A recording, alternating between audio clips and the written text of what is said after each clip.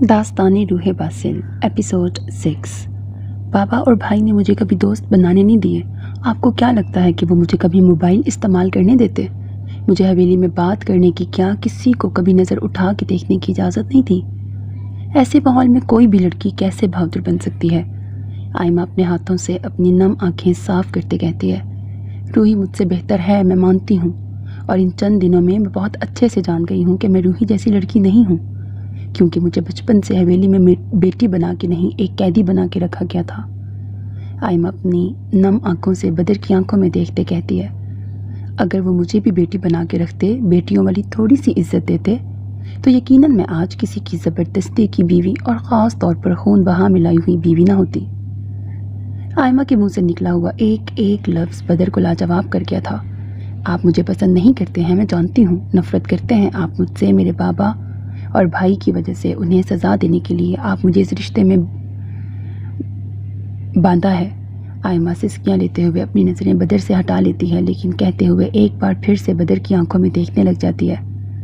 आप मेरे साथ जो मर्जी सलूक कर लें, मेरे बाबा और भाई पर इसका कोई असर नहीं होने वाला। वो लोग मुझे पसंद नहीं करते। बाबा और भाई के लिए मैं सिर्फ उनकी कभी किसी बड़ी गलती का अजाला करने के लिए किसी चीज़ की तरह हूँ, जिन्हें वक्त आने पर इस्तेमाल करके वो किस तरह फेंकना है अच्छे से जानते हैं। आयमा की आंखें तेज़ी से बार बार नम हो रही थीं जितना वो उन्हें साफ कर रही थी। इतनी जल्दी ही वो दोबारा भीग रही थी। बदर की नज़रें मुसलसल आयमा के चेहरे पर और उसकी नम आंखों पर टिकी हुई थी। वो खामोशी से उसे सुन रहा था, क्योंकि आज वो पहली बार उसे वाकई में सुन रहा था। इंसान होता है इस्तेमाल होने के लिए और करने के लिए। ये खुद उस इंसान पे डिपेंड करता है कि वो खुद को किन इंसानों में शुमार करना चाहता है। बदर की बात पर आयमा सिसकी लेते हुए हैरानगी से नम आंखों से उसकी तरफ देखने लग जाती है। ये दुनिया है आयमा, यहाँ कमज़ोर दिखने वाले इंसान को ये दुनिया अब मासूम नहीं बेवकूफ़ कहती है, और ये बेवकूफ़ी का लक़ब वो खुद अपने लिए चुनते हैं। अगर कमज़ोर हो तो वो खुद तक रखो, अपनी कमज़ोरी दूसरों को महसूस करवाने की ज़रूरत नहीं है, क्योंकि इससे तुम्हें बहादुर बनाने में तुम्हें कोई भी मदद नहीं करेगा, बल्कि लोग तुम्हारी इसी कमज़ोरी का फ़ायदा उठा के तुम में से अपने अपने फ़ायदे निकालेंगे। बदर कहते हुए गहरा सांस लेता है और सीधा होकर अपनी सीट पर बैठ जाता है। तुम इस ज़बरदस्ती के रिश्ते में किसी और की वजह से नहीं, बल्कि खुद की बेवकूफ़ी की वजह से बंदी हो। बदर गर्दन मोड़ के आयमा की नम आंखों में देखते कहता है, क्योंकि तुमने अपने लिए आवाज़ नहीं उठाई। अगर वक्त पर इस ज़बान का इस्तेमाल कर लेती तो आज ना तो तुम और ना ही मैं इस अनचाहे रिश्ते में बंध के एक दूसरे से बात कर रहे होते।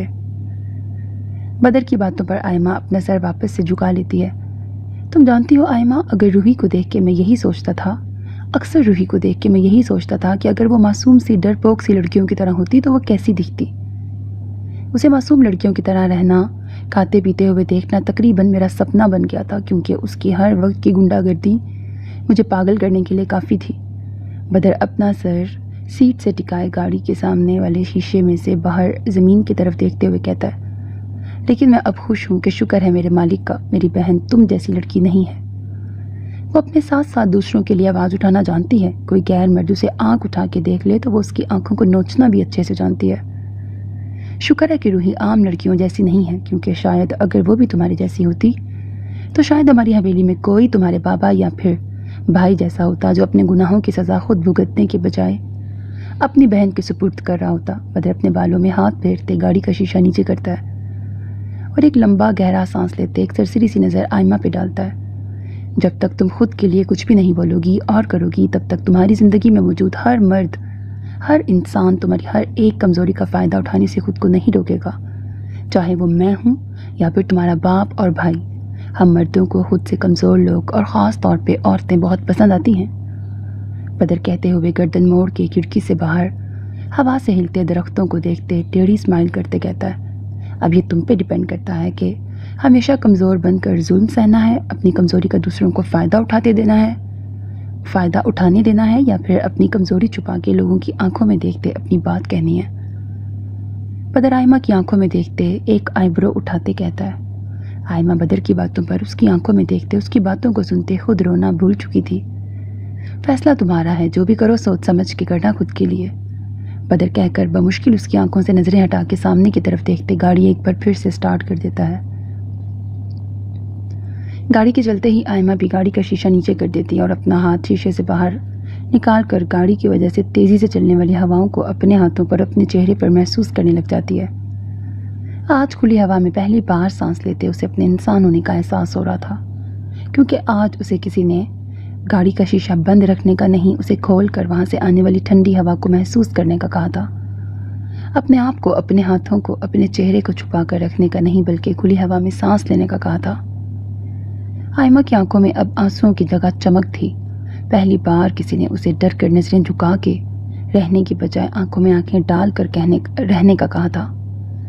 इस अनचाहे रिश्ते से मिलने वाली पहली खूबसूरत बात, जो इस रिश्ते को कबूल करने के लिए उसकी तरफ बढ़ने का पहला कदम थी। बदर और आयमा दोनों शॉपिंग मॉल की तरफ बढ़ रहे थे। आयमा के चेहरे पे मुस्कुराहट थी, कभी ना ख़त्म होने वाली, एक पुरसुकून सी मुस्कुराहट, जिसे बदर अच्छे से उसके चेहरे पे देख भी रहा था, महसूस भी कर रहा था। दोनों पूरा दिन शहर में अलग अलग शॉपिंग मॉल्स में गुजार देते हैं। रात को वापस आते हुए वो एक अच्छे से ढाबे पर अपना पेट भर के खाना खा के वापस हवेली की तरफ बढ़ रहे थे। आयमा वापस आते हुए गाड़ी में ही सो जाती है। बदर और आयमा के आने से पहले ही बासिल वापस हवेली आ जाता है। आज का पूरा दिन उसका पुलिस स्टेशन में मलिक शहबाज और मलिक समान पे हुए अब तक के सारे केसेस की मालूमात इकट्ठी करने पे था। वो भी थकावट से चूर, अपना डार्क ग्रे कलर का कोट हाथ में पकड़े और दूसरे हाथ से फ़ोन पे नज़रें जमाए वो सीढ़ियों से ऊपर अपने कमरे की तरफ बढ़ रहा था। बासिल अपने फ़ोन में नज़रें जमाए अपनी ईमेल्स पे सरसरी से नज़र डालते कमरे के अंदर दाखिल होता है। कमरे में दाखिल होते ही बासिल फ़ोन से नज़रें हटा के नज़रें उठाए ऊपर की तरफ देखता है तो सोफे पे आंखों पर चश्मा लगाए हाथ में गोद में रखी खुली हुई किताब और टेबल पे ऑन पड़ा हुआ लैपटॉप देख के बासिल के चेहरे पे फौरन से मुस्कुराहट छा जाती है। बासिल कमरे में दाखिल होते हुए कमरे का दरवाज़ा बंद किए सोफे पे लेटी रूही की तरफ कदम बढ़ाता है। अपना कोट सोफे पे फेंकता है और फ़ोन टेबल पे रखे 1 मिनट के लिए मुस्कुराती हुई नज़रों से रूही को देखता है और फिर खुद पहले अलमारी से अपने लिए ट्राउज़र शर्ट निकाल के फ्रेश होने चला जाता है। शावर लिए अपना नॉर्मल ट्राउज़र शर्ट पहने अपने गीले बालों में हाथ फेरते वापस कमरे में दाखिल होता है तो बासिल की नज़र कमरे में चारों तरफ घूमती है और टिक बेड पे जाती है, जहाँ किताबें बिखरी पड़ी थी लेकिन उन्हें पढ़ने वाली खुद सोफे पे मौजूद थी। बासिल रूही की तरफ देखते बेड की तरफ बढ़ता है और वहाँ से सारी किताबें उठा के वापस रूही के बैग में डालता है। आखिरी किताब बेड से उठाते वो सोती हुई रूही को देखता है और बैग में किताब डालते रूही की तरफ कदम बढ़ाता है। लैपटॉप को बंद करके थोड़ा सा साइड पे किए बासिल रूही के सामने टेबल पे ही बैठ जाता है और मुस्कुराते हुए उसके चेहरे को देखने लगता है। रूही की गोद से आराम से उसके हाथों में से किताब निकाल के बैग में डाल के बैग को साइड सोफे पे रखता है और खुद खड़ा होकर रूही की तरफ झुकता है। उसकी आंखों से चश्मा उतारने लग जाता है। बासिल चश्मा उतार ही रहा था कि रूही आंखें खोलने लगती है। नींद से भरी हुई आंखें सीधा बासिल की आंखों से जा टकराती हैं और उसी पल बासिल के गीले बालों से पानी के चंद कतरे रूही के चेहरे पे गिरते हैं, जिन्हें महसूस करते हुए वो उसी पल अपनी आंखें एक बार फिर से बंद कर जाती है। बासिल मुस्कुराते हुए रूही की आंखों से चश्मा उतार के टेबल पर रखता है और अपने हाथों से उसके चेहरे पर गिरे पानी के कतरों को साफ करता है। रूही, बासिल प्यार से उसका नाम पुकारता है, जिस पे वो उसी पल अपनी आंखें खोल के बासिल के चेहरे की तरफ देखने लगती है। मेरी जान, ऐसे ही सो गई? कपड़े भी नहीं चेंज किए तुमने? बासिल रूही के पास सोफे पे बैठते कहता है। रूही बमुश्किल अपनी आंखें खोल के बासिल के चेहरे की तरफ देखती है और जवाब देने से पहले ही बासिल की तरफ झुककर उसके कंधे पे अपना सर रख देती है। बासिल के बाजुओं को मजबूती से पर हल्की सी गिरफ्त के साथ अपने बाजुओं में कैद किए वो उसके कंधे पर अपना सर रख चुकी थी। वो खुद इस वक्त थकावट से चूर हुआ पड़ा था, लेकिन रूही का सर अपने कंधे से हटाने की हिम्मत नहीं कर पा रहा था।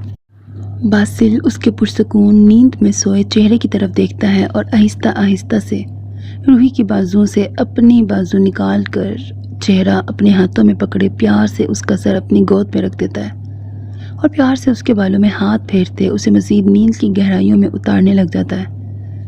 बासिल खुद भी सोफे से अपनी पुश्त टिकाए कुछ पल तो अपनी आंखें बंद किए सोने की कोशिश करता है, पर सोफे पर बैठे हुए उसकी कमर में दर्द होने लग पड़ा था। आज रात दिन खड़े रहने का और बैठने का काम ही तो किया था उसने पुलिस स्टेशन में। बासिल से अब मज़ीद बैठा नहीं जा रहा था। बासिल रूही को बाहों में उठा के उसे बेड पे जा लेटता है और आराम से उसके गले में से उसका दुपट्टा उतार के बेड पर उसके पैरों में रख देता है। रूही को अच्छे से कंफर्टर उड़ाकर खुद बासिल कमरे में से बाहर निकलकर सीधा किचन की तरफ जाता है। वो किचन की तरफ बढ़ ही रहा था कि बदर और आयमा दोनों शॉपिंग किए ठंड में थकावट से चूर होकर हवेली में दाखिल हो रहे थे। बासिल उन दोनों को साथ आता देख मुस्कुराते हुए बिना कुछ बोले किचन की तरफ जाता है। बदर हाथ में बस एक शॉपर पकड़े हुए जिसमें पिज्ज़ा, बर्गर और कोल्ड ड्रिंक होती है।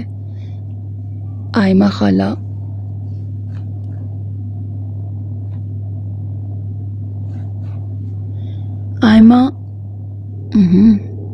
पता नहीं क्या लिखा हुआ है। बदर के हाथ में शॉपर पकड़ा हुआ वो दोनों एक साथ हवेली में दाखिल हो रहे थे।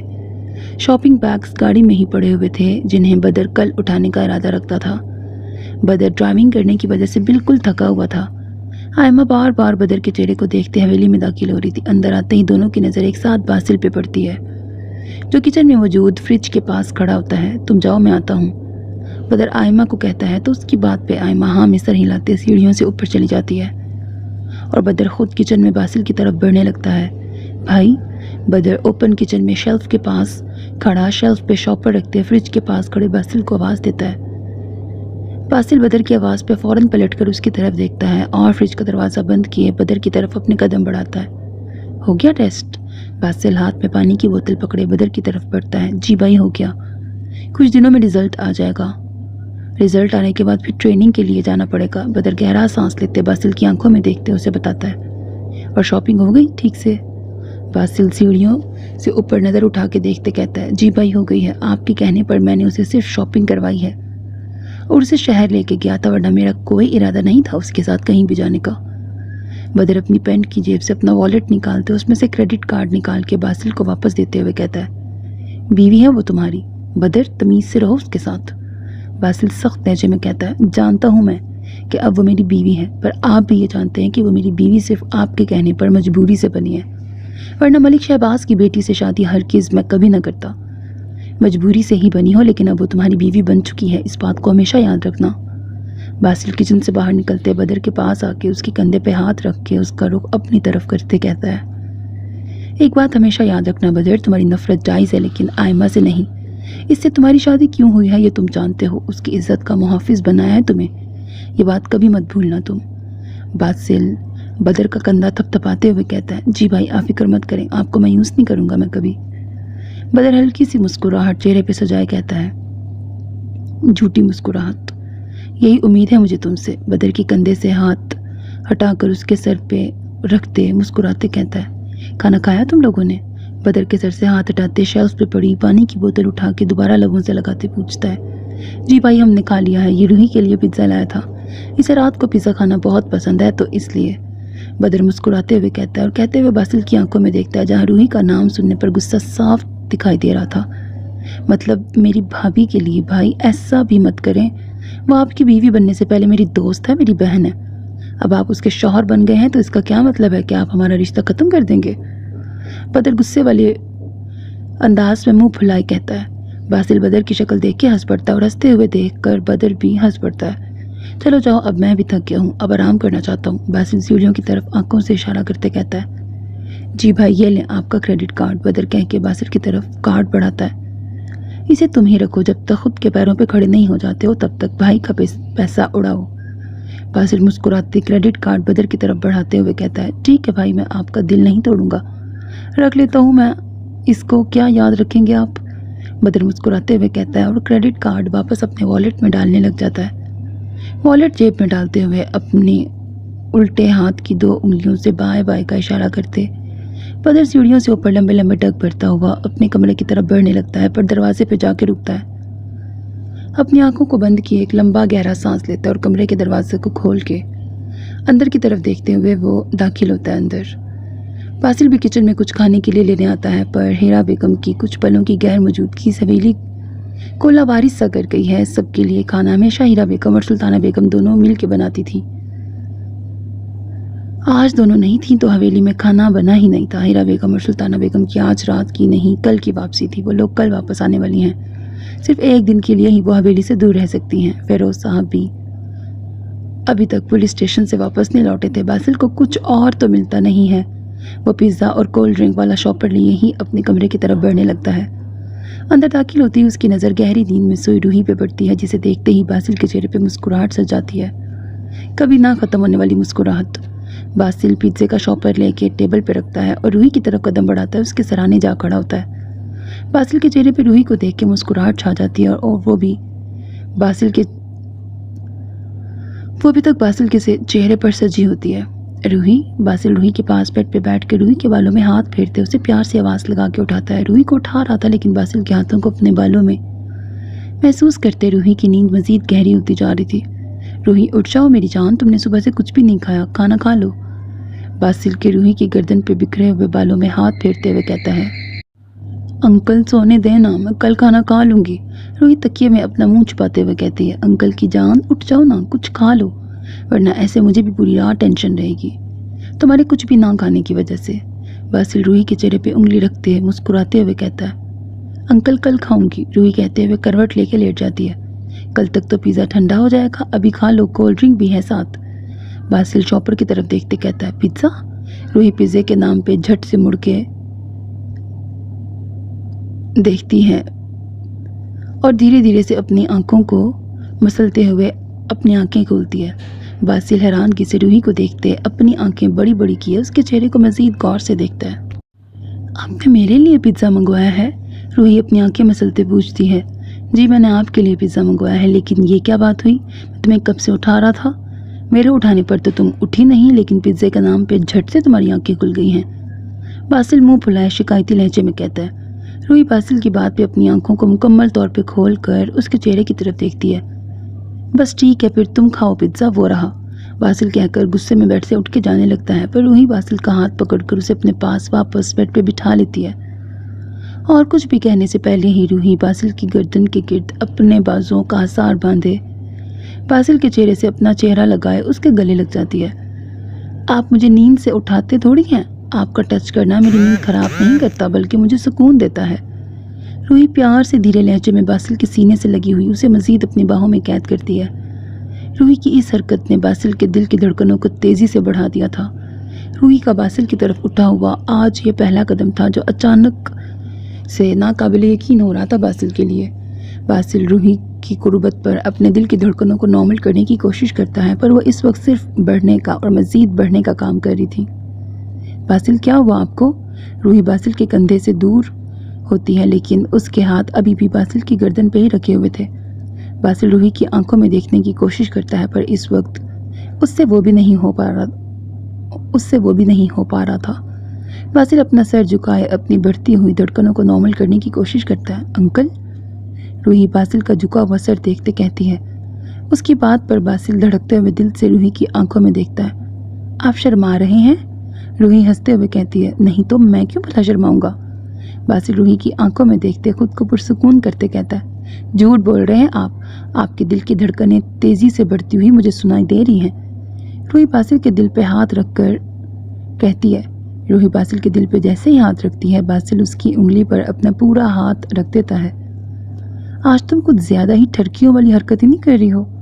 बासिल के कहने पर रूही जल्दी से अपनी उंगली बासिल के हाथ से छुड़वाती है और बेड से उठकर सोफे की तरफ बढ़ने लगती है। रूही खामोश होकर अपने बालों में हाथ फेरते सोफे पर जा बैठती है और किसी गहरी सोच में डूबी वो पिज्जे के डब्बे में से पिज्ज़ा निकालकर एक स्लाइस सोफे से पुष्ट टिकाए खाने लग जाती है। क्या हो गया है तुम्हें, अब इतनी खामोश क्यों हो गई हो? बासिल रूही के गुमसुम चेहरे की तरफ देखते उसकी तरफ कदम बढ़ाते पूछता है। वो मैं एक बात पूछूं आपसे? रूही बासिल को अपने पास देखते कहती है, बिना पलकें झपकाए मुसलसल देखते इजाज़त लेती है। हाँ बोलो।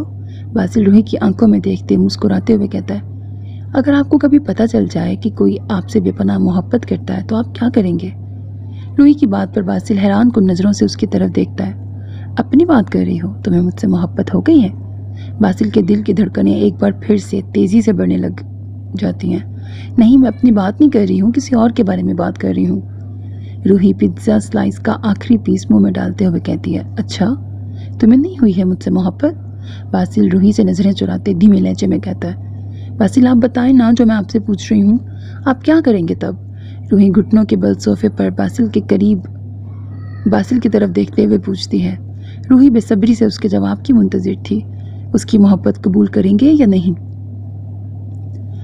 रूही बासिल की आंखों में देखते बढ़ती हुई धड़कनों को कंट्रोल करते बोली। बासिल रूही का परेशान चेहरा देखते उसे बाजुओं से पकड़ के अपनी तरफ खींचता है। रूही को अपने सीने से लगाए वो उसकी कमर के गिर्द अपने बाजुओं का हसार बांधे। अपने उल्टे हाथ से रूही के बालों में प्यार से हाथ चलाते कहता है, तुम करोगी मोहब्बत तो मुझे कबूल है, तुम्हारे अलावा कोई और करेगा तो कबूल ना करने के लिए वजह तुम काफ़ी हो मेरे लिए। बासिल की बात पर रूही के चेहरे पर मुस्कुराहट छा जाती है, एक पुरसुकून से मुस्कुराहट, जैसे वो इसी जवाब की मुंतजिर थी। बासिल से, अब तुम बताओ, क्या तुम मुझसे मोहब्बत नहीं करती हो? बासिल रूही की गर्दन पे अपना हाथ रखकर उसका चेहरा ऊपर किए उसकी आंखों में देखते पूछता है। रूही बासिल की बात का कोई जवाब नहीं देती। वो खामोशी से उसकी आंखों को तो कभी उसके माथे पे बिखरे बालों में से हल्का हल्का सा उसके निशान को देखने लग जाती है। मैं जो पूछ रहा हूँ उसका जवाब तो दो। बासिल रूही के गाल पर किस करते हुए कहता है, क्या जवाब दूँ मैं इस बात का? रूही टिमटिमाती हुई नज़रों से देखते कहती है, वही जो तुम्हारा दिल इस वक्त कहना चाहता है वही कहो, और जवाब तो मुझे मेरी बात का। बासिल के हाथ मुसलसल रूही के बालों में चल रहे थे। अगर मेरा जवाब आपको पसंद ना आया तो क्या करेंगे आप? रूही सवाल पर सवाल किए जा रही थी लेकिन बासिल के मतलब का कुछ नहीं कह रही थी। रूही बासिल से दूर होते पिज्जे का स्लाइस उठाकर उसी सोफे पर दूसरी साइड से पुश टिकाए कहकर बासिल को देखने लग जाती है। तो फिर मैं और सब्र और इंतज़ार कर लूँगा जब तक मुझे मेरे मतलब का जवाब नहीं मिल जाता। बासिल रूही के चेहरे की तरफ देखते मुस्कुराते हुए कहता है, तो फिर आप इंतज़ार करें और दुआ भी, शायद आपकी दुआ कबूल हो जाए। रूही कंधे उचकाते कहती है, अच्छा ठीक है, इंतज़ार कर लेता हूँ तुम्हारे इज़हार मोहब्बत का, लेकिन इसका ये हरगिज़ मतलब नहीं है कि मैं बदले में तुम्हारे साथ तब तक कुछ भी नहीं करूँगा। बासिल कहते हुए खड़ा हो जाता है और रूही को अपने बाहों में उठा के बेड की तरफ कदम बढ़ाने लगता है। बासिल? रूही बासिल की बाहों में मचलते हुए कहती है, जी मेरी जान। बासिल रूही को बेड पर लिटाते कहता है, आप थके हुए हैं ना, तो कुछ खा पी के आराम से आगे सो जाएं, क्यों आप उल्टी सीधी हरकतें कर रहे हैं?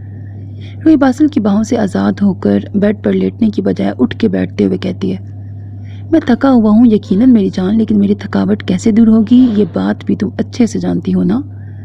मुझे इस वक्त भूख भी काफ़ी ज़्यादा लग रही है और मेरी प्यास का तुम अंदाज़ा भी नहीं लगा सकती हो। बासिल रूही की थोड़ी पकड़कर उसका चेहरा अपने हाथों में पकड़े उसकी आंखों में देखते कहता है और कहकर रूही का चेहरा छोड़ते अपनी शर्ट की तरफ हाथ बढ़ाता है उसे उतारने के लिए। इससे पहले वो उससे उतार पाता, रूही घुटनों के बल बेड पर खड़ी होकर बासिल की शर्ट को पकड़कर उसे उतारने से रोक देती है। अंकल ठंड हो रही है ना, रात को कपड़े नहीं उतारते, गंदी बात होती है, ठंड लग जाएगी आपको। रूही मासूम सी शक्ल बनाकर बासिल की आंखों में देखते हुए कहती है। बासिल रूही का चेहरा देखकर बमुश्किल अपनी हंसी को जब्त करने की कोशिश करता है, लेकिन पीछे हटने के मूड में वो भी नहीं था आज। अगर मुझे ठंड से बचने के लिए कपड़ों की ज़रूरत पड़ेगी तो तुम किस काम आओगी मेरे? फिर तुमसे शादी करने का क्या फ़ायदा होगा? बासिल रूही की कमर पे हाथ रख के उसे खुद की तरफ खींचता है। बासिल देखिए, ऐसे रूही कह ही रही थी कि बासिल उसकी तरफ झुककर उसके बाकी अल्फाज मुंह में ही रोक देता है। रूही पहले पहल तो बासिल की हरकत पर अपनी आंखें बंद कर लेती है, पर फिर जल्दी से अपनी आंखें खोल के बासिल को दूर करती है। हर वक्त इतना बेशरम होना ज़रूरी होता है क्या आपके लिए? रूही बड़ी बड़ी आंखें किए बासिल की आंखों में देखते कहती है, इसे बेशरम होना नहीं, रोमांटिक होना कहते हैं, और तुम्हारा शौहर बहुत ज़्यादा रोमांटिक है। जी पता चल रहा है मुझे कि मेरा शौहर कितना बेशरम और कितना रोमांटिक इंसान है। रूही गुस्से में बासिल को देखते कहती है, इतनी जल्दी कैसे अंदाज़ा लगा सकती हो मेरे रोमांटिक होने का? अभी तक तो तुमने मुझे कुछ करने ही नहीं दिया अपने साथ। मेरे हाथों में आने से पहले ही तुम मेरे हाथों से निकल जाती हो। बासिल रूही की गर्दन से उसके बिखरे बालों को हटाते कहता है, बस जितना जान गई हूँ मैं इतना ही काफ़ी है मेरे लिए, अब चले छोड़े मुझे। रूही बासिल के हाथों को अपनी कमर से हटाते कहती है, आज नहीं। बासिल रूही की कमर पर मज़ीद गिरफ्त मजबूत करते कहता है, आज नहीं का क्या मतलब है? रूही हैरानगी से पूछती है, यही कि आज तुम मुझसे दूर नहीं जाने वाली हो, क्योंकि मैं आज रात तुम्हें खुद से दूर जाने ही नहीं दूंगा। बासिल की बातें रूही की दिल की धड़कन को तेज़ी से बढ़ाने लग जाती हैं। अंकल नहीं, कुछ भी नहीं करेंगे आप मेरे साथ। देखें, कल मैंने टेस्ट के लिए भी जाना है, तो आप अब मुझे छोड़ें ताकि मैं अब सो जाऊं और सुबह उठ के पुरसुकून होकर अपना टेस्ट देने के लिए जाऊं। रूही बासिल के इरादों को देखते हुए कहती है, टेस्ट तो तुम तब देने जाओगी ना जब तुम उसकी तैयारी कर लोगी, तुमने तो वो की ही नहीं है। बासिल रूही के होठों की तरफ देखते शरारतन लहजे में कहता है, कर तो ली है मैंने। रूही बासिल के चेहरे पर मुस्कुराहट देखते कहती है, अभी नहीं की है, अभी तो मैं तुम्हें वो करवाऊंगा। बासिल कहकर टेढ़ी स्माइल करता है और रूही के होठों की तरफ एक बार फिर से झुक जाता है। एक हाथ रूही की गर्दन पर और दूसरा हाथ रूही की गर्दन से नीचे रखकर उसे अपने सीने से लगाए आहिस्ता आहिस्ता पीछे की तरफ कदम बढ़ाते हुए रूही को बेड पर लेटाते हुए उसके लबों को 2 पल के लिए आज़ाद करता है। रूही की बढ़ती हुई धड़कनें बासिल को उससे 2 पल के लिए दूर कर देती हैं। बासिल रूही से दूर होकर उसकी आंखों में देखते उसके दोनों हाथों को अपनी कैद में करते रूही की गर्दन की तरफ झुकने लगता है। बदर कमरे में जैसे ही दाखिल होता है सोफे पर उसी के इंतज़ार में बैठी आयमा बैठे बैठे ही सो जाती है। वो कभी अपनी हवेली से यूनिवर्सिटी जाने के अलावा और कहीं भी नहीं गई थी और आज वो सारा दिन बदर के साथ शहर में थी। सारा दिन उसके साथ मिलकर शॉपिंग करती रही तो उसे अब बहुत ज़्यादा थकावट हो चुकी थी। बदर कमरे का दरवाज़ा आहिस्ता से खोलता है। आयमा को सोता हुआ देख दरवाजे को बंद भी आहिस्ता से करता है, लेकिन फिर भी हल्की सी आवाज़ पर भी आयमा की आंख खुल जाती है। आप आ गए? आयमा अपनी आंखें खोलते बदर को देखते पूछती है। नहीं, रास्ते में हूँ, अभी सिर्फ मेरा भूत राउंड लगाने के लिए कमरे में आया है। बदर आयमा के चेहरे की तरफ देखते ड्रेसिंग टेबल की तरफ बढ़ते हुए कहता है, मेरा वो मतलब नहीं था। आयमा सर झुकाए कहती है। बदर ड्रेसिंग टेबल के शीशे में से आयमा का झुका सर देख शर्मिंदगी से अपनी आंखें बंद कर लेता है। वो अपनी बात पर शर्मिंदा तो था, लेकिन वो आयमा के साथ किसी भी किस्म की नरमी से पेश नहीं आना चाहता था। मैंने तुम्हें पहले भी कहा था, मुझसे अपने मतलब जोड़ने की कोई ज़रूरत नहीं है। बदर अपना कोट उतार के बेड पे फेंकते आयमा की तरफ कदम बढ़ाता है। वो उसे मजीद सख्त लहजे में बात कहने वाला था, लेकिन आयमा का झुका चेहरा देख बदर उसे मजीद कुछ तल्ख कहने से रुक जाता है। क्या सारी रात यहीं बुत बने खड़े रहने का इरादा है? जाओ सो जाओ जाके। बदर आयमा को सोफे की तरफ इशारा करते कहता है और खुद भी अलमारी की तरफ बढ़ने लगता है। सुने, आयमा सर उठा के बदर को अलमारी की तरफ जाते देखते प्यार से मासूमाना अंदाज में कहती है, कहें। बदर अलमारी का दरवाज़ा खोलते बोला, वो मैं चाय बना दूँ आपके लिए? आयमा हिचकिचाते हुए बदर की पीठ की तरफ देखते कहती है, क्यों, किस खुशी में? बदर आयमा की इस अचानक सी बात पे हैरान को नज़रों से देखते पूछता है, वो आपने मुझे कपड़े दिलवाए हैं ना, तो शुक्रिया के तौर पे आपके लिए चाय बना दूं मैं? आयमा बदर की आंखों में देखते मुस्कुराते हुए कहती है, ना चाहते हुए भी मैं इस बात को झुटला नहीं सकता हूँ कि तुम अब मेरी बीवी हो। तुम्हारी ज़रूरियात पूरी करना मेरा फ़र्ज़ है मुझ पे, और बदर सिकंदर अपने फ़र्ज़ से कभी नहीं भागता। लेकिन इसका यह हरगिज़ मतलब नहीं है कि तुम अपनी किसी भी किस्म की कोई भी उम्मीद मुझसे जोड़ लो। बदर अलमारी से अपने ट्राउज़र शर्ट निकाल के दरवाजे का हैंडल हाथ में पकड़े कहता है, मैंने ना पहले आपसे कोई उम्मीद जोड़ी थी और ना अब। आप बेफिक्र रहें। आयमा बदर की तरफ मुस्कुराते हुए नज़रों से देखते कहती है, मुझे नहीं पता आपने क्या सोच के मुझे कपड़े दिलवाए हैं, लेकिन जो भी सोचा आपने उसमें मेरे लिए बेहतरी थी, तो आपका शुक्रिया कहना तो बनता है ना मेरा। तो बना दूं मैं चाय आपके लिए? आयमा एक बार फिर से मुस्कुराते हुए बदर की आंखों में देखते पूछती है। बदर खामोश सा होकर आयमा के खूबसूरत से चेहरे को देखे जा रहा था। वो उसकी बातें सुन ज़रूर रहा था, लेकिन आयमा का चेहरा और उस चेहरे पे सजी हुई मुस्कुराहट देखकर वो कहीं खो गया था। बदर बताएं? आयमा बदर की तरफ कदम बढ़ाते हुए कहती है। बदर आयमा के चेहरे से अपनी नज़रें हटा के उसे नज़रें चुराते हुए वापस अलमारी के अंदर देखते कहता है, बना दो चाय मेरे लिए। बदर का मुंह अलमारी की तरफ था, इसलिए उसके इस छोटी सी बात पर आयमा के चेहरे पर सजी मुस्कुराहट वो नहीं देख पाया था। अगर वो देख लेता तो यकीनन वो उसके बाद कुछ और देखने की तमन्ना हरगिज़ न करता। बदर की इजाज़त मिलने पे आयमा हंसते मुस्कुराते फ़ौरन कमरे से बाहर निकल जाती है, सीधा किचन की तरफ बढ़ने लगती है। बासिल की कुर्बत रूही के दिल की धड़कनों को मज़ीद तेज़ी से बढ़ाए जा रही थी। अंकल। रूही बासिल के लब अपनी गर्दन पर महसूस करते बासिल के हाथों से अपने हाथों को छुड़ाने की कोशिश करते कहती है। बासिल रूही की गर्दन से अपना मुंह हटाते हुए एक नज़र रूही की आंखों में देखता है। अंकल रुक जाए ना, मत करें प्लीज़। रूही अपने हाथों को छुड़वाते कहती है, हर बार तुम्हारे कहने पर छोड़ देता हूँ मैं तुम्हें, पर आज नहीं मेरी जान, आज मैं पीछे हटने वाला नहीं हूँ। आज रात ना तुम कहीं जाओगी और ना ही मैं तुम्हें कहीं भी दूर जाने और ना ही मैं तुमसे कहीं भी दूर जाने वाला। कहते हुए बासिल की नज़रें रूही की कभी आंखों में तो कभी उसके होंठों पे होती हैं। उसके होंठों को देखते हुए हंसते हुए वो रूही का एक हाथ छोड़कर उसके चेहरे को अपने हाथ में पकड़े उस पर झुक जाता है और उसकी बची कुची सांसों को भी रोकने की पूरी कोशिश करता है। रूही का अब सांस लेना मुश्किल हो रहा था। वो अपने आज़ाद हाथ से बासिल के सीने पे हाथ रख के उसे खुद से दूर करने के लिए उसके सीने पे हाथ मारती है। बासिल रूही की उखड़ती सांसों को सुनते रूही को आज़ाद करता है और उसके चेहरे की तरफ देखने लग जाता है। बस इतनी सी शिद्दत बर्दाश्त नहीं कर पा रही हो तुम तो, बासिल कहते खुद ही खामोश हो जाता है और रूही के ऊपर से हट जाता है। बासिल के दूर होते ही रूही जल्दी से उठ खड़ी होती है। पहले कमरे में नज़रें दौड़ा के पानी देखती है। जब उसे नज़र नहीं आता तो कमरे से बाहर जाने के लिए अपने कदम बढ़ाती है। बासिल बेड पे बैठा उसकी हड़बड़ाहट देखते मुस्कुरा रहा था। रूही जैसे ही बाहर जाने के लिए अपने कदम बढ़ाती है, बासिल रूही का हाथ पकड़कर खुद खड़े होते हुए उसे ज़ोर से अपनी तरफ खींचता है। रूही एक बार फिर से बासिल की बाहों में कैद हो चुकी थी। रूही बासिल के सीने से लगते बासिल रूही की गर्दन में अपना मुंह छुपाते उसकी गर्दन पे अपने लब रखने लग जाता है। कहाँ जा रही हो तुम? बासिल रूही के कंधे पर अपना सर रखकर रूही के सर से सर जोड़कर रूही के हाथों को अपने हाथों में पकड़े हुए उसके छोटे छोटे नर्म मुलायम हाथों को देखते पूछता है।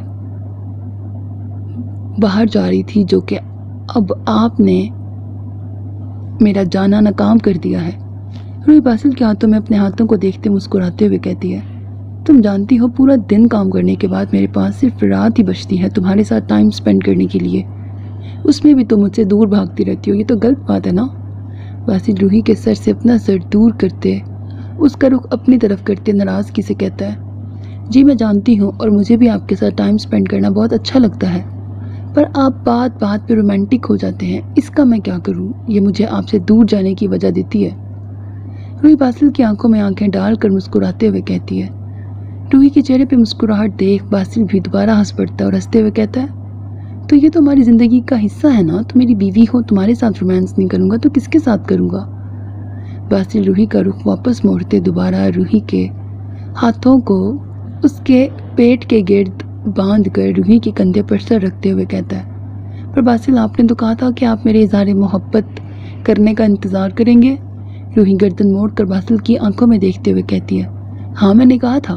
बासिल रूही का मुंह वापस मोड़ते हुए बोला, तो फिर आपको इंतज़ार करना चाहिए था ना मेरे इज़हार मोहब्बत करने का, ये सब क्यों कर रहे हैं आप? वो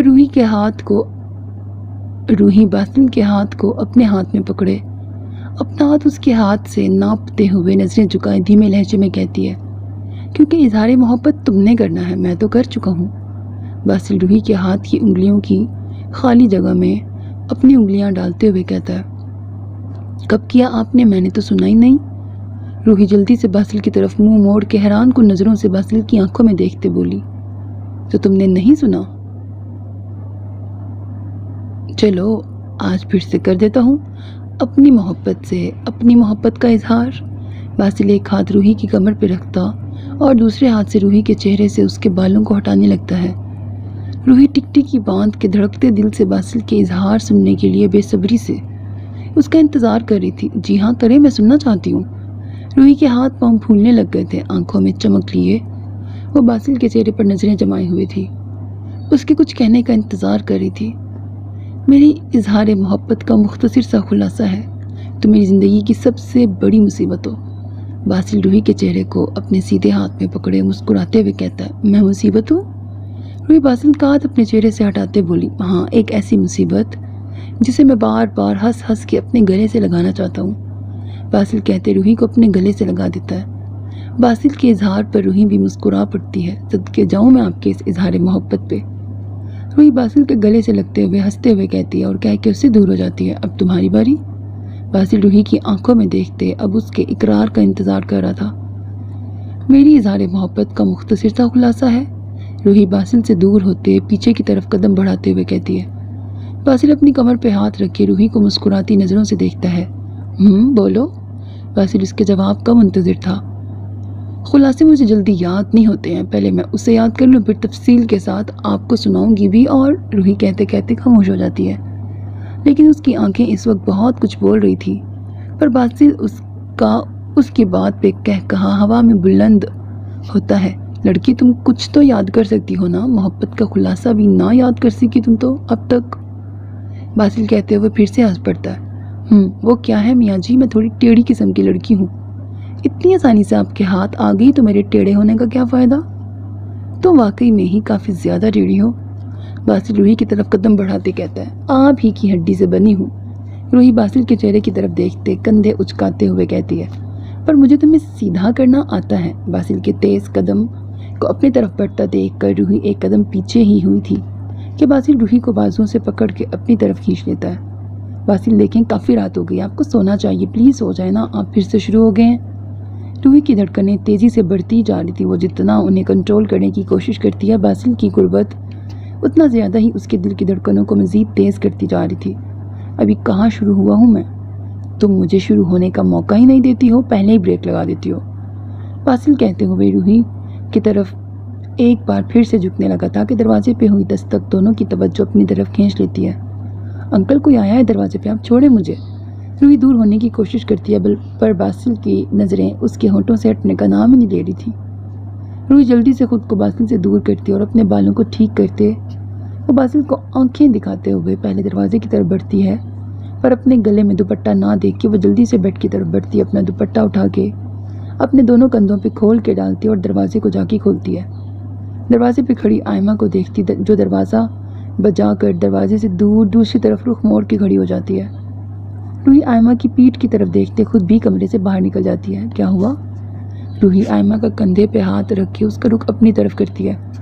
बासिल रूही और आयमा को देखते खुद सोफे पे जा बैठता है और रूही का बचा हुआ बाकी का पिज़्ज़ा खाने लगता है। रूही, वो मुझे चाय की पत्ती नहीं मिल रही है, मैंने हर तरफ देख लिया पर कहीं भी नज़र नहीं आ रही। आयमा हिचकिचाते हुए अंदर बैठे बासिल की तरफ देखते कहती है, हाँ वो। रूही पहले उसे बताने लगती है पर फिर रुक जाती है। एक काम करते हैं, मैं तुम्हारे साथ चलती हूँ, तुम्हें चाय की पत्ती खुद ढूंढ के देती हूँ। रूही थोड़ा ज़ोर से कहती है तो बासिल सोफे से उठ खड़ा होता है। तुम कहीं नहीं जाओगी। बासिल दरवाजे की तरफ कदम बढ़ाते रूही को देखते आयमा के सामने कह देता है, क्यों, मैं जाऊँगी, मैंने भी चाय पीनी है।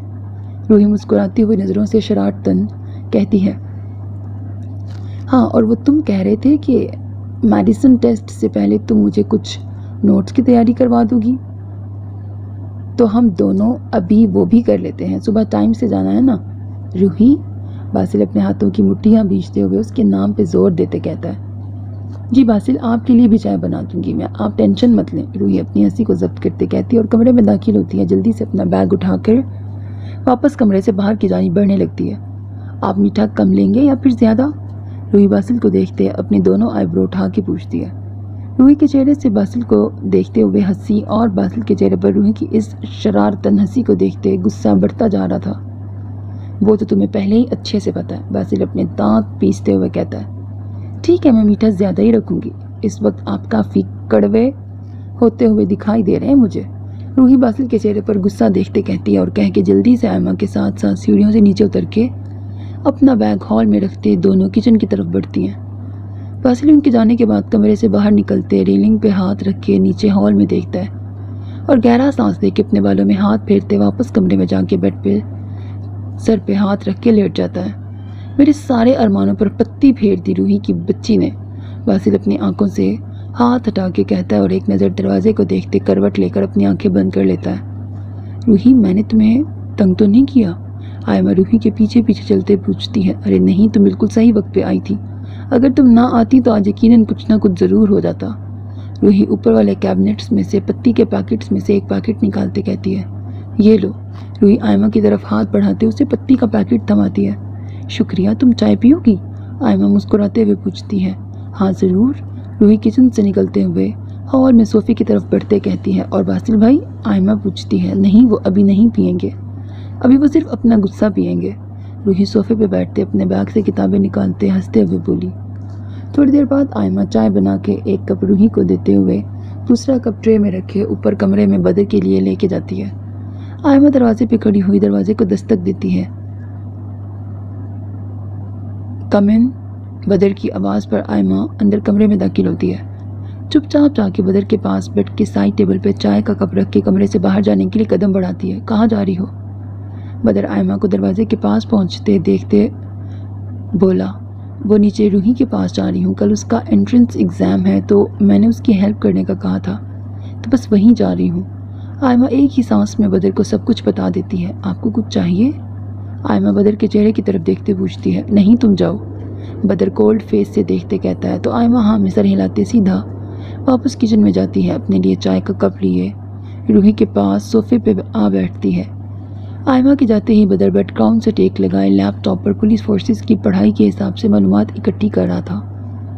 आयमा की बनाई हुई चाय की शक्ल बिना देखे ही वो चाय को डायरेक्ट अपने लबों से लगाता है और पहले ही घूंट में उसकी आंखें बड़ी बड़ी हो जाती हैं। वाह!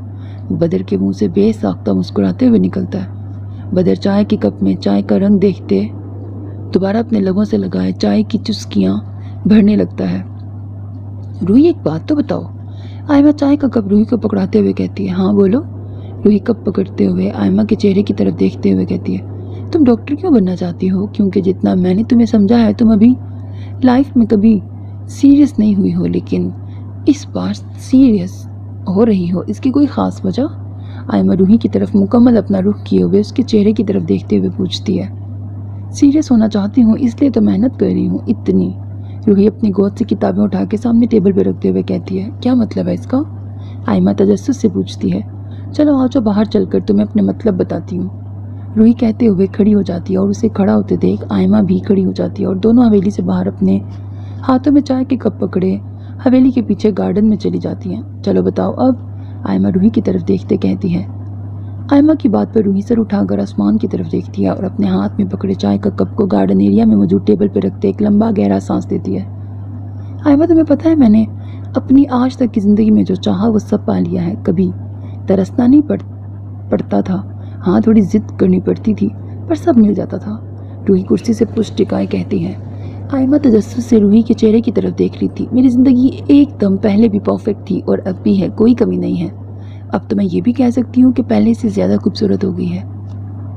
रूही कहते हुए 2 पल के लिए रुकती है और मुस्कुराकर आसमान पर चमकते सितारों को देखने लग जाती है। पर अब मैं अपनी किसी भी किस्म की ख्वाहिश को पूरा करने के लिए किसी और, चाहे वो कोई भी क्यों ना हो, पे डिपेंड नहीं करना चाहती हूँ। चाहे वो मेरे बाबा हों या फिर मेरा शौहर, मुझे किसी पर डिपेंड नहीं रहना है। शायद बढ़ती उम्र इंसान को इसी तरह मैच्योरिटी की तरफ लेके जाती है। मैं भी बदलना चाहती हूँ।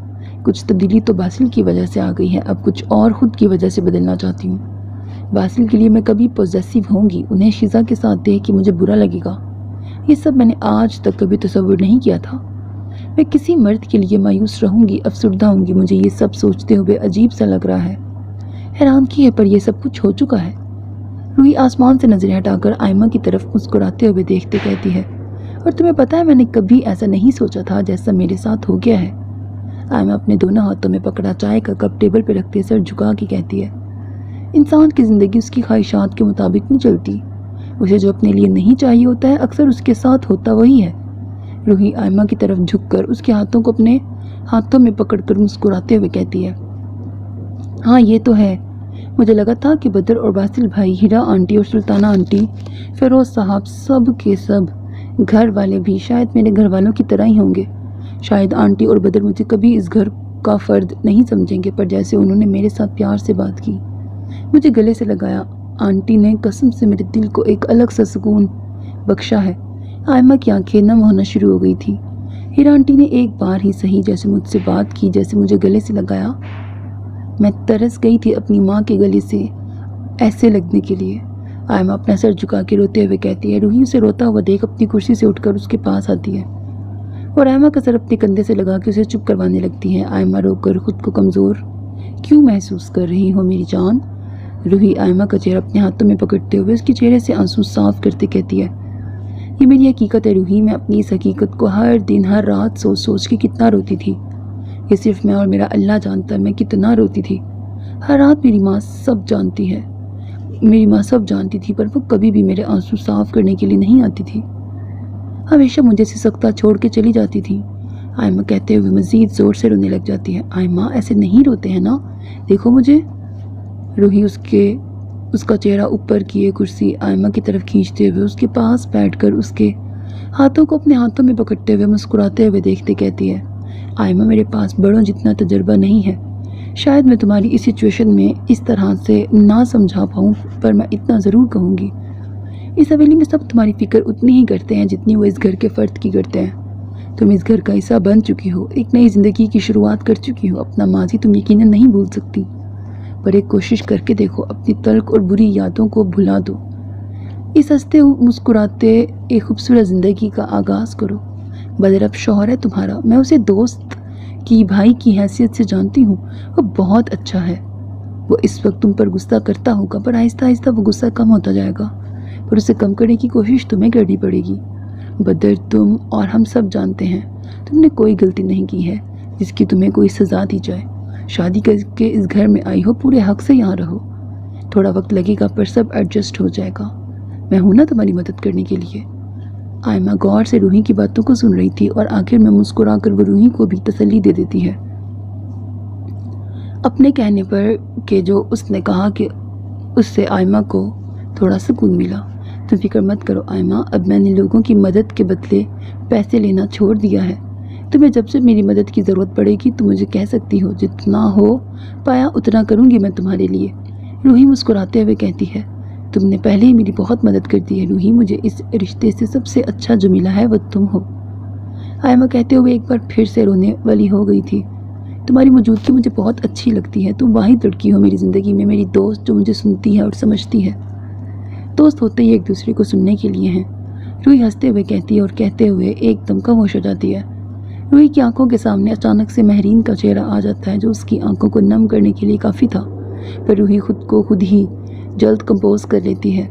दोस्ती ही वो वाहिद है इस दुनिया में जो दूर होने के बाद आपसे दूर नहीं होती है। नाराज़ हो जाएगी, रूठ जाएगी, लेकिन अगर दोस्त सच्ची है तो कभी भी किसी भी वजह से दोस्ती टूटेगी नहीं।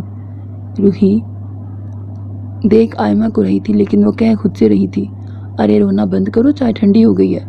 रूही हंसते हुए कहती है और आयमा के हाथ को छोड़कर उसको चाय का कप पकड़ाती है और दोनों हंसते हुए एक दूसरे से बातें करने लग जाती हैं। तुम्हारा काम हो जाएगा ज़मान। हवेली के गेस्ट रूम की खिड़की में ट्राउज़र शर्ट हाफ स्लीव्स वाली पहने हुए, कानों में ब्लूटूथ लगाए, हवेली के पीछे वाले गार्डन में बैठी हुई रूही और आयमा को हंसते हुए दोनों को देखते हुए कहती है, काम हो जाना चाहिए क्योंकि मेरे काम के बाद ही तुम्हारा काम मैं करूँगा। शिजा छत पर खड़ा होकर ब्लैक कलर की बनियान पहने हुए, एक हाथ से फ़ोन पकड़े अपने कान से लगाए, दूसरे हाथ से सिगरेट मुंह को लगाते हुए टेढ़ी स्माइल करते कहता है, सिकंदर हवेली में बहुत ज़्यादा खुशियाँ छा गई हैं। अभी मातम में बदलने का वक्त आ गया है। यकीनन बहुत खुशियाँ छा गई हैं इस हवेली में, अब मातम छाएगा। इस हवेली के बर्बाद होने का वक्त आ गया है।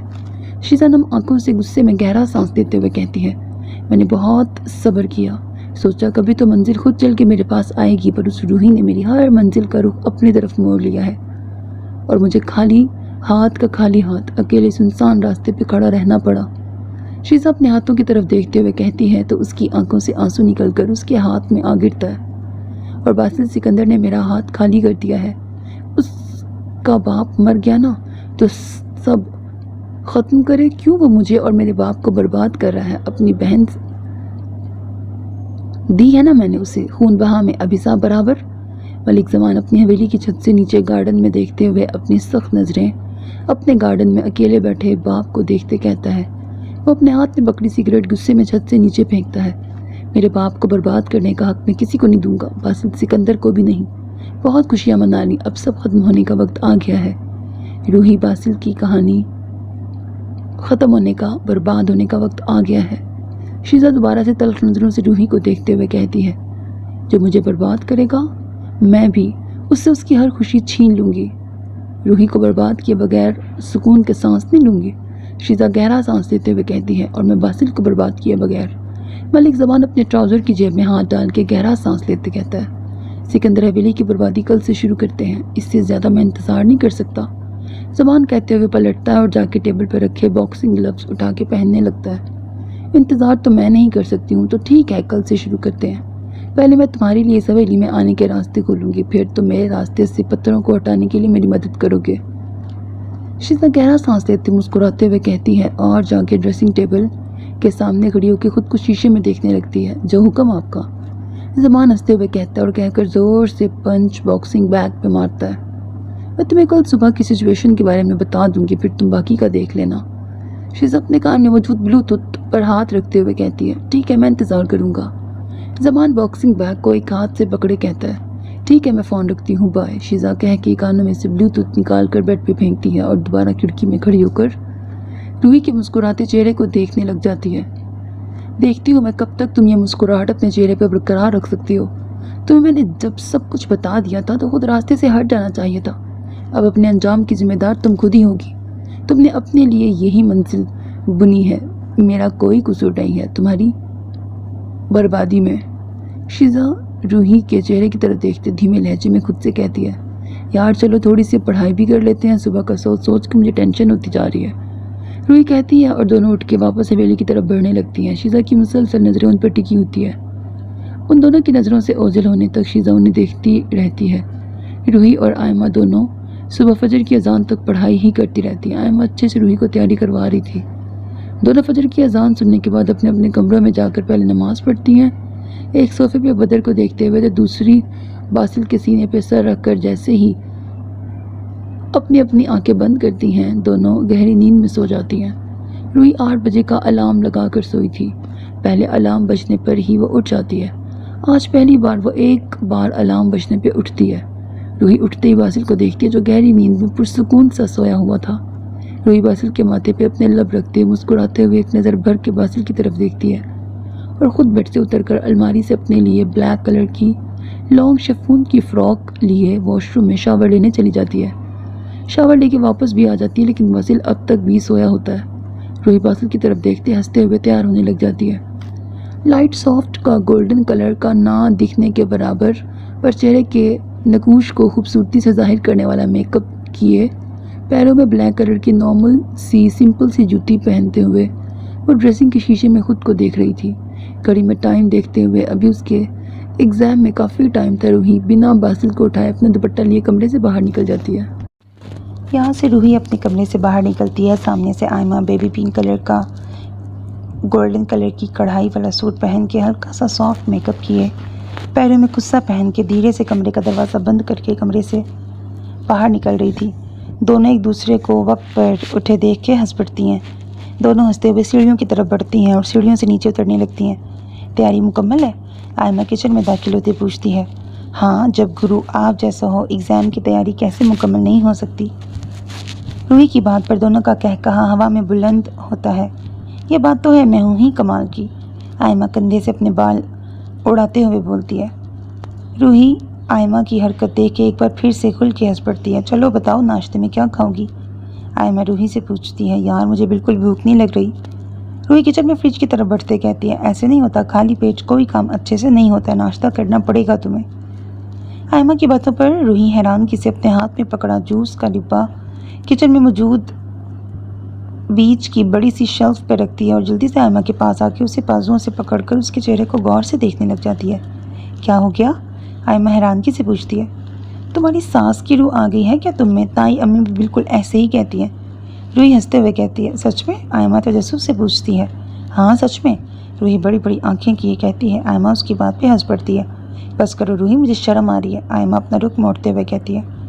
नाश्ता क्या बनाना है वो बताओ? आयमा जल्दी से वापस रूही की तरफ देखते पूछती है। पराठे बना लेते हैं। रूही सोचते हुए कहती है। ठीक है, तुम पराठे बना लो, मैं चाय वगैरह बनाकर टेबल सेट कर देती हूँ। रूही आयमा को देखते बोली और ख़ुद चाय चूल्हे पे चढ़ाने लग जाती है और आयमा पराठे बनाने लग जाती है। कुछ ही देर में दोनों पूरा नाश्ता तैयार कर चुकी थीं और डाइनिंग टेबल पर साथ मिल के ही लगाती हैं। अपने अपने शौहरों को उठाने के लिए वो जाने लगती हैं कि पीछे से बासिल और बदर दोनों एक साथ एक दूसरे से बातें करते सीढ़ियों से नीचे उतर रहे थे। आयमा और रूही के चेहरों पे मुस्कुराहट छा जाती है। रूही जैसे सरसरी सी नज़र उठा के अपनी बाईं तरफ देखती है जहाँ शीज़ा रूही की तरह ही वाइट कलर की शिफॉन की लॉन्ग फ्रॉक पहने अपने कमरे में से बाहर अपने कंधों पे दुपट्टा ठीक करते निकलती है। बासिल की नज़र रूही पे पड़ने से पहले शीज़ा पे पड़ती है जिसे सफ़ेद रंग की फ़्रॉक पहने देखकर बासिल मुस्कुरा देता है और शीज़ा भी सीढ़ियों से उतरते बासिल को देखते हुए बासिल की तरफ कदम बढ़ाती है और बासिल की घड़ी उसकी तरफ बढ़ाती है। ये तुम्हारे पास क्या कर रही है? बासिल हैरानगी से पूछता है। देख लो तुम्हारी हर चीज़ मैंने कितनी संभाल के रखी है, चाहे वो सालों पुरानी हो या फिर चंद दिनों पहले। मेरे पास तुम्हारी हर कीमती चीज़ हमेशा महफूज रहेगी। शीज़ा मुस्कुराते हुए कहती है और कह के मुड़कर रूही की तरफ देखती है जो उनसे नज़रें फेर कर डाइनिंग टेबल को देख रही थी पर सुन उनकी बातें ही रही थी। कैसी लग रही हूँ? तुम्हारे लिए ही तैयार हुई हूँ, शीज़ा थोड़ा बुलंद आवाज़ में कहती है। शीज़ा की बात वहाँ मौजूद हर शख्स के कानों में बआसानी पहुँच रही थी। आयमा और बदर की नज़रें शीज़ा की बात पर रूही पे टिकती हैं। क्या? बासिल हैरान को नज़रों से देखते कहता है, हाँ तुम ही तो कहते थे कि तुम्हें ऐसी सादा और मुकम्मल लिबास वाली लड़कियाँ बहुत पसंद है। तुमने ही तो मुझे अमेरिका में कितनी बार कहा था कि शीज़ा तुम ऐसे कपड़े पहनो, मैं तुम्हें इन कपड़ों में देखना चाहता हूँ, भूल गए तुम? शीज़ा नाराज़गी से कहती है। रूही अपने हाथों की मुट्ठियाँ भींचते हुए शीज़ा की बातें सुन रही थी। अपने गुस्से को कंट्रोल करने की पूरी कोशिश कर रही थी, जो इस वक्त कंट्रोल करना मुश्किल हो रहा था। बासिल शीज़ा की बात पर रूही की तरफ देखता है, जो उसकी तरफ पीठ किए खड़ी हुई थी।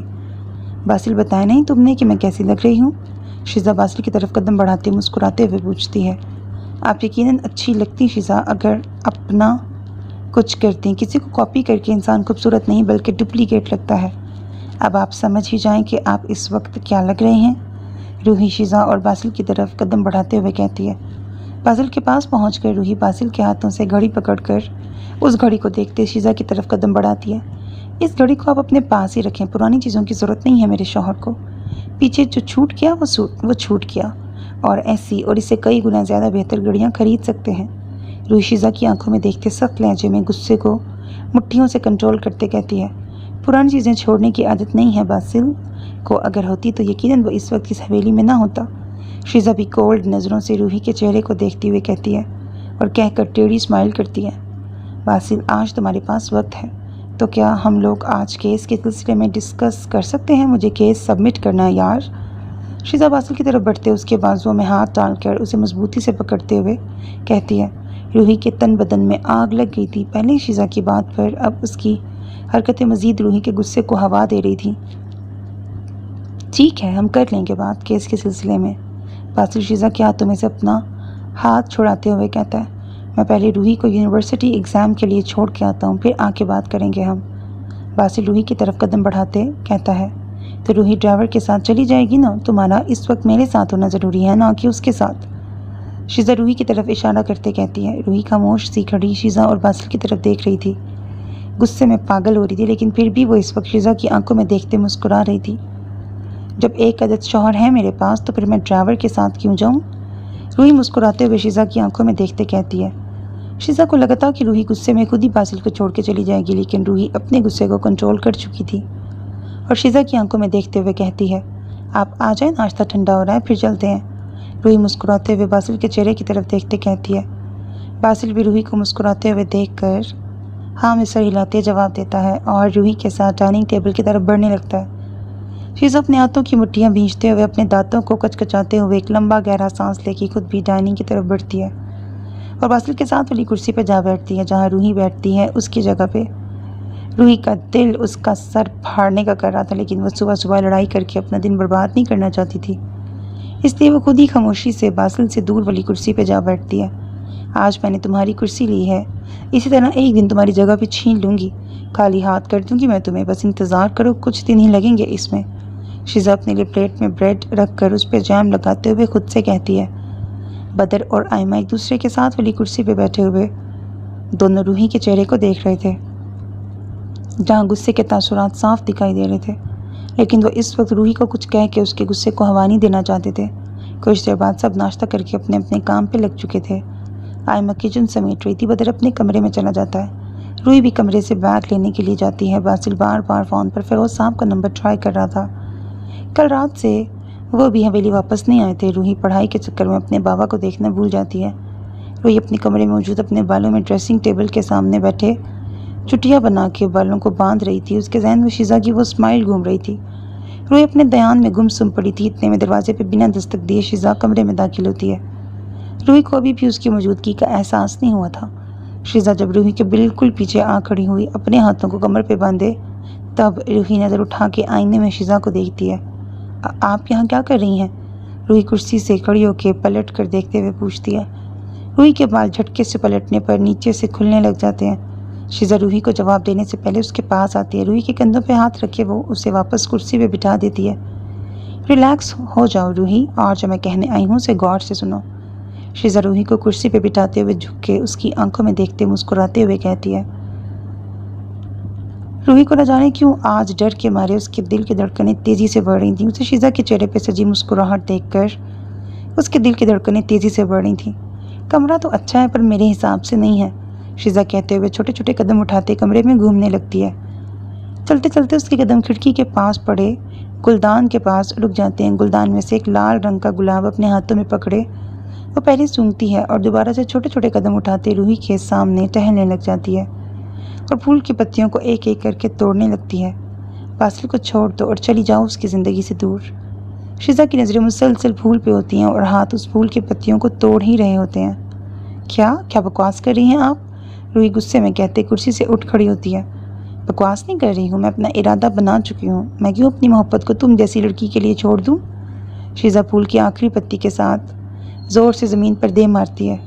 शीज़ा, आप बार बार क्यों भूल जाती हैं? मैं बासिल की बीवी हूँ, आप नहीं हैं। और पाया उन्हें जाता है जो आपका हो। बासिल आपसे प्यार नहीं करते, वो आपको सिर्फ एक बेहतरीन दोस्त समझते हैं, इससे ज़्यादा और कुछ नहीं। रूही शीज़ा के सामने जाके उसके हाथों को अपने हाथों में पकड़े आराम से कहती है, मैंने तो किया है ना, मैंने तो उससे प्यार किया है, मैं कैसे छोड़ दूँ उसे? मैंने 10 साल इंतज़ार किया है उसका। मैंने उसके रंग में खुद को कितनी बार रंगा है, लेकिन उसने कभी मुझ पर गौर ही नहीं किया। इसके लिए मैं अपना सब कुछ छोड़ के यहाँ आ गई हूँ, सिर्फ उसे पाने के लिए। मैं ये बात कैसे मान लूँ कि वो मेरा नहीं है और मैं उसे पा भी नहीं सकती हूँ? शीज़ा की आंखों से आंसू तेज़ी से बहने लग जाते हैं। तुमने सब बर्बाद किया है मेरा। शीज़ा रोते हुए गुस्से में रूही की आंखों में देखते ज़ोर से अपने हाथ को झटकते रूही के हाथों से छुड़ा लेती है। रूही धड़कते दिल से हैरानगी से शीज़ा की तरफ देखती है। शीज़ा, आप मेरी बात सुने, मैं जानती हूँ ये आपके लिए आसान नहीं है, पर अब ये मेरे लिए भी आसान नहीं है। मैं भी बासिल से बहुत ज़्यादा प्यार करती हूँ। मैं उनसे कुछ पल दूर नहीं रह पाती। आपके कहने पे मैं उन्हें कैसे छोड़ सकती हूँ? रूही की आंखों से भी आंसू बहने लग जाते हैं। रूही की बात पर शीज़ा का कहकहा हवा में बुलंद होता है और वह रूही से दूर जा खड़ी होती है और उसकी आंखों में देखते एक एक लफ्ज़ शिद्दत से बोलती है, तुम चंद दिनों में उसके लिए पागल हो गई हो तो मेरे बारे में सोचो। मैंने 10 साल से उसकी मोहब्बत पाने का इंतज़ार किया है। मैं उसके साथ वहाँ रहती थी, वहाँ मैंने उसे कभी अपनी मोहब्बत के बारे में नहीं बताया। जानती हो क्यों? शीज़ा दोबारा रूही के पास आकर अब रूही को उसके बाजुओं से पकड़कर ज़ोर से झंझोड़ते हुए कहती है, क्योंकि अमेरिका में मुझे यकीन था कि बासिल सिर्फ़ और सिर्फ मेरा है, वो मेरे अलावा किसी और का हो ही नहीं सकता। मैंने मोहब्बत में इंतज़ार किया, सही वक्त आने का इंतज़ार, लेकिन मेरे हाथ सही वक्त नहीं, इंतज़ार ही आया अब भी। शीज़ा कहते ही रूही के हाथ को ज़ोर से छोड़ देती है। बासिल को हर हाल में अब पा के रहूँगी, वो मुझसे मोहब्बत करे या ना करे मुझे फ़र्क नहीं पड़ता, पर वो अब हर हाल में मेरा होगा। वो मेरा इंतज़ार अब ख़त्म करेगा। रूही, वो मुझे भी अपनी दुल्हन बनाएगा। मैं भी शीज़ा बासिल सिकंदर बनूंगी और तुम देखोगी मैं अब अपना इंतज़ार कैसे ख़त्म करूंगी। शीज़ा रोते हुए गहरी सांसें लेते हुए कहती है और ज़मीन पर बैठ जाती है। रूही उसकी हालत देखकर खुद भी रो पड़ती है। मैं बासिल को नहीं छोड़ूंगी। आपकी मोहब्बत के इंतज़ार को मैं समझ सकती हूँ, पर मैं किसी के कहने पर मजबूर होकर अपने शौहर से दूर नहीं हो सकती। मुझे माफ़ करना शीज़ा, मैं नहीं कर सकती आपके लिए कुछ भी। रूही अपने चेहरे से आंसू साफ करते सोफे से अपना बैग उठा के जल्दबाजी में कमरे से बाहर जाने के लिए कदम बढ़ाती है। रुको। शीज़ा की गर्जदार आवाज़ पर रूही के कदम रुक जाते हैं। शीज़ा ज़मीन से अपने हाथ के सहारे उठ खड़ी होती है और 2 कदम आगे बढ़कर रूही की पुश्त की तरफ देखते कहती है, उसे नहीं छोड़ोगी तुम तो मैं तुम दोनों को एक दूसरे से दूर खुद कर दूंगी। बाद में जो भी होगा उसकी ज़िम्मेदार मैं नहीं होंगी। रूही उसकी ज़िम्मेदार, हर चीज़ की ज़िम्मेदार तुम होगी, अच्छा या बुरा सबकी ज़िम्मेदार तुम खुद होगी। मेरा सब्र आजमाया है तुमने, अब मैं तुम्हारा सब्र आजमाऊंगी। तुम्हारी ज़िंदगी को तुम पे तंग ना कर दिया तो मेरा नाम भी शीज़ा नहीं। शीज़ा की बातें रूही का कलेजा छलनी कर रही थी। रूही मज़ीद नहीं सुनना चाहती थी। वो जाने के लिए कदम बढ़ाती कि शीज़ा के अल्फाज उसके कदमों को एक बार फिर से रोक देते हैं। अगर मुझे मेरी मोहब्बत नहीं मिलेगी रूही तो बद्दुआ है मेरी तुम्हें भी, तुम्हारी मोहब्बत कभी नहीं मिलेगी। शीज़ा की बातों पर रूही हैरानगी से उसकी तरफ देखने लग जाती है। मुझे यकीन है अगर मेरी दुआएं कबूल नहीं हुई तो क्या हुआ, मेरी बद्दुआ ज़रूर कबूल होगी। तुम बर्बाद होगी जिस तरह मैं हुई हूँ तुम भी होगी। शीज़ा, रूही गुस्से में उसका नाम पुकारती है। क्यों, क्या हुआ, बुरा लग रहा है या डर लग रहा है कि कहीं तुम्हें बद्दुआ न लग जाए? शीज़ा रूही की तरफ कदम बढ़ाते मुस्कुराते हुए कहती है, शीज़ा आपका खुदा का वास्ता ऐसा मत करें, मुझे बद्दुआएं क्यों दे रही हैं? मेरे इख्तियार में नहीं था कि बासिल को अपनी ज़िंदगी में शामिल करना या ना करना, ये मेरा फैसला नहीं था। रूही के हाथों से उसका बैग छूट गया था। वो शीज़ा की तरफ कदम बढ़ाकर रोते हुए कहती है, उसे छोड़ना तो इख्तियार में है ना, तो छोड़ दो उसे, मैं अपनी दुआ वापस ले लूँगी। शीज़ा रूही की आंखों में देखते अपने हाथों से अपना चेहरा साफ करते हुए कहती है, क्या हुआ, नहीं छोड़ सकती हो? शीज़ा रूही के बाजू को पकड़कर उस पर अपनी गिरफ्त मजबूत करते कहती है, शीज़ा बासिल भी मुझसे प्यार करते हैं, वो नहीं रह पाएंगे आपके साथ। रूही रोते हुए कहती है, रह लेगा तो क्या हुआ, वो आज तुमसे मोहब्बत करता है, आज तुमसे करता है, कल मुझसे भी करने लग जाएगा। वो मर्द है, वो एक औरत पर उसकी याद में अपनी ज़िंदगी बर्बाद नहीं करता। आज तुम हो, कल तुम्हारी जगह मैं होंगी, तो देखना वो सब कुछ भूल जाएगा, वो तुम्हें भुला देगा। रूही की आंखों में देखते उसके डर को मज़ीद बढ़ाते हुए कहती है, मैं नहीं छोड़ सकती उन्हें, मैं नहीं छोड़ूंगी उन्हें, आपको जो करना है कर ले, मैं नहीं छोड़ूंगी। अंकल मेरे थे और वो हमेशा मेरे ही रहेंगे, आप नहीं छीन सकती उन्हें मुझसे। रूही शीज़ा के चेहरे की तरफ देखते हुए कहती है और कहकर ज़मीन पर गिरा अपना बैग उठा के कमरे से बाहर जाने लगती है, तो फिर इंशाल्लाह तुम्हें मेरी बद्दुआ ज़रूर लगेगी, तुम और बासिल कभी भी एक नहीं हो पाओगे। जितने दिन गुजारने थे गुजार चुके, अब और मज़ीद नहीं, तुम्हें एक दूसरे के करीब आने ही नहीं दूंगी, तुमसे सब छीन लूँगी, सब कुछ। शीज़ा रूही की आंखों में देखते मुस्कुराते हुए कहती है। रूही खामोशी से शीज़ा का पागलपन देख रही थी, आंखों से आंसू बह के उसके गालों को भिगोते जा रहे थे। शीज़ा रूही को रोते देख खुद हंसते हुए अपने चेहरे से आंसू साफ करते कमरे से बाहर निकल जाती है। पीछे रूही निढाल सी बेजान से होकर दीवार का सहारा लेते बमुश्किल खड़ी होती है। रूही गहरी लंबी लंबी सांसें लेते खुद को कंपोज करने की कोशिश करती है। अपना चेहरा साफ किए अपना बैग उठा के कमरे से बाहर निकल जाती है। अपनी नज़रें झुकाए वह एकदम खामोश सी होकर सीढ़ियों से नीचे उतरकर सीधा हवेली से बाहर की तरफ कदम बढ़ाती है। रूही सर उठाकर जैसे ही हवेली से बाहर गाड़ी की तरफ देखती है तो गाड़ी के पास सफ़ेद रंग के कॉटन के शलवार कमीज़ पहने बासिल को फ़ोन पे बात करते देख रूही जल्दी से उसके पास जाती है और ज़ोर से बासिल के सीने से लग जाती है। बासिल अपने फ़ोन पर बात कर रहा था कि रूही की इस अचानक सी हरकत पर धड़कते हुए दिल से जल्दी से कॉल काट देता है और फ़ोन हाथ में पकड़े एक हाथ रूही की कमर पे और दूसरा हाथ रूही के सर पे रखे उसकी धड़कनों की आवाज़ें सुन रहा था। रूही की आंखें आंसुओं से तर हुई पड़ी थी, वो चाहकर भी अपने आंसुओं को छुपा नहीं पा रही थी।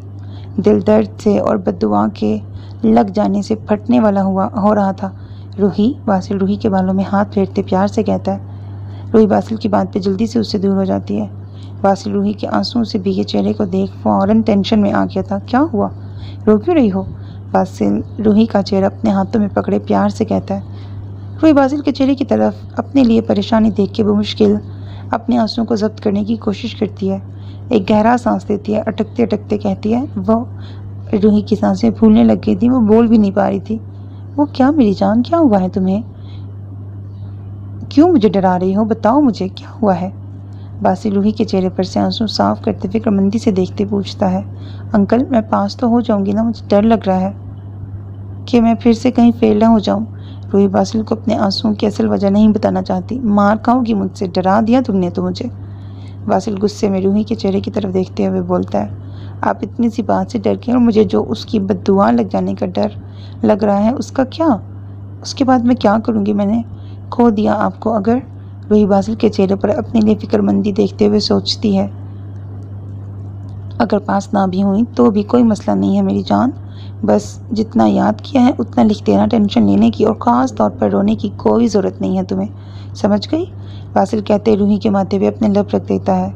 रूही सिसकी लेते चेहरे पर झूठी मुस्कुराहट सजाए बासिल को मुस्कुराते हुए देखती है। चलो आ जाओ, लेट हो जाएंगे हम लोग। बासिल रूही के लिए गाड़ी का दरवाज़ा खोलते रूही के सर पे हाथ रख के उसे बैठने का इशारा करता है। मेरा बैग। रूही ज़मीन पे गिरा अपने बैग की तरफ इशारा करती है। मैं उठा लेता हूँ, तुम बैठ जाओ अंदर। बासिल रूही के चेहरे पे हाथ रख के प्यार से कहता है। रूही मुस्कुराते हुए गाड़ी में बैठ जाती है, पर अंदर बैठते ही उसकी नज़र हवेली में हॉल में सोफे के पास खड़ी शीज़ा पे पड़ती है, जिसे देख रूही के चेहरे से हंसी गायब हो जाती है। मैं कमज़ोर नहीं हूँ शीज़ा, तुम्हारी बद्दुआ मुझे नहीं लगेगी।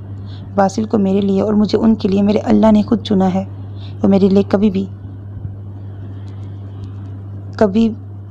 नहीं करेंगे, पूरा यकीन है मुझे मेरे अल्लाह पर, वो मुझे और बासिल को एक दूसरे से दूर नहीं करेंगे। रूही की मुसलसल नज़रें शीज़ा पे ही टिकी हुई थीं।